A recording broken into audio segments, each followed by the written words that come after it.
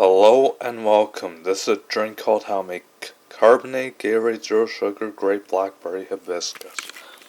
First thing you gotta do is get the scissors and you open up this mix of Gatorade Zero Sugar Grape mix and you pour it into this glass. And then you pour in the water. And then, last but not least, you pour in the leftover Blackberry Hibiscus sparkling water, and you pour in the rest of the water, and there you go. Here is your Carbonated Gatorade Zero Sugar, Grape, Blackberry Hibiscus. Enjoy, folks, and thank you for watching.